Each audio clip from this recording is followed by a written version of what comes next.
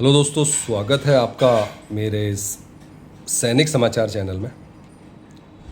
दोस्तों, आज की वीडियो में बात करेंगे दो इम्पॉर्टेंट अपडेट्स हैं और वो भी सैनिकों और पूर्व सैनिकों के लिए।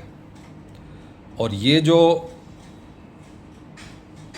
अप्रूवल, जिसको प्रपोजल कहते हैं, प्रपोज रूल्स जो चेंज करने के लिए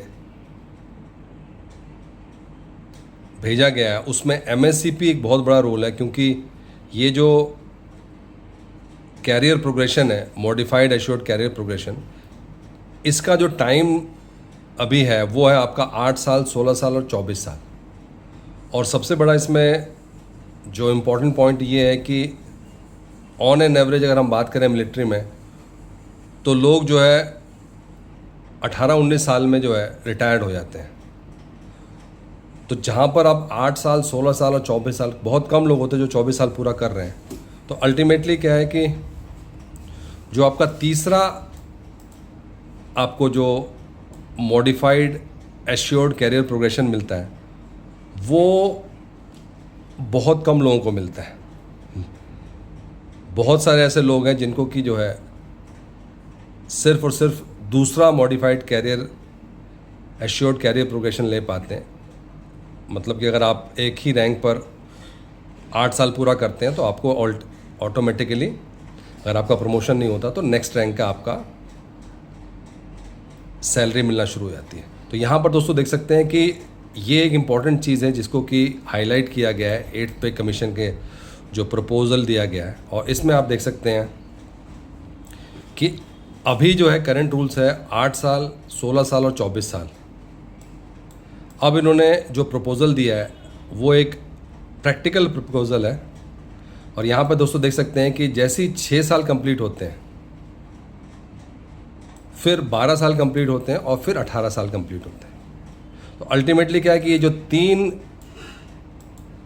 जो एश्योर्ड कैरियर प्रोग्रेशन है वो मैक्सिमम लोगों को मिल जाएगा। क्योंकि जहाँ पर अभी हम बात कर रहे थे कि मैक्सिमम लोग 18-19 साल में रिटायर हो जाते हैं, उस केस में क्या है, कोई 17 साल में भी रिटायर हो रहा तो वो 1 साल रुक के अपना 18 साल में रिटायर होके अगला जो है जो उनका इंक्रीमेंट है वो लेके रिटायर हो सकते हैं। तो ये दोस्तों एमएससीपी के लिए एक काफ़ी अच्छा प्रपोजल है जो कि भेजा गया है। और इसमें आने वाले टाइम अगर इसको इम्प्लीमेंट, क्योंकि ऑलरेडी 8 साल, 16 साल, 24 से पहले एश्योर्ड कैरियर प्रोग्रेशन था जो कि 10 साल, 20 साल, 30 साल था, उसमें भी सेम यही प्रॉब्लम थी कि मैक्सिमम लोग एक ही ले पाते थे। फिर इसको जो है 8 साल, 16 साल और 24 साल किया गया।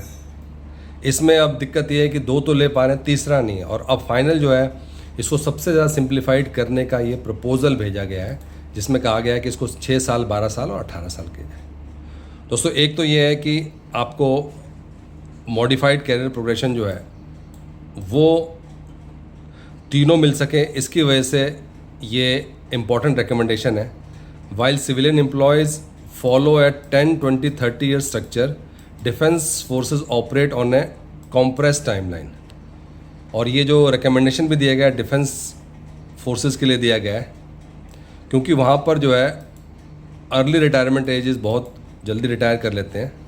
इसकी वजह से जो है अब जो नया रूल है जिससे कि पूरा का पूरा आइडिया ये है कि उनको प्रॉपर तरीके से इसका बेनिफिट मिल सके। यहाँ पर दोस्तों देख सकते हैं 8 ईयर, 16 और 24 ईयर्स यहाँ पर। उसी तरीके से दोस्तों मिलिट्री सर्विस पे के लिए भी जो है रिकमेंडेशन भेजा गया है। ये दोनों बहुत इंपॉर्टेंट रहने वाले हैं, जहाँ पर मिलिट्री सर्विस पे भी 7th पे कमीशन में आप देख सकते हैं ये है मिलिट्री सर्विस पे। और अब इसको जो है रिवाइज करने की बात की गई है, जहाँ पर जेसीओस को सीधे सीधे जो है 18,000 और ओआर्स को जो है 12,000, यानी कि आप देख सकते हैं यहाँ पर ओआर्स के लिए 130% और जेसीओस के लिए 246%। तो दोस्तों बड़ी खबर है जेसीओस जवानों के लिए भी एमएसपी को लेकर, और ये एमएससीपी पे भी जो है जो टाइम इंटरवल है उसको कम करने की बात की जा रही है। दोस्तों ये था आज का इंपॉर्टेंट अपडेट जो कि प्रपोजल से रिलेटेड है, जो कि 8th पे कमीशन में दिया गया है।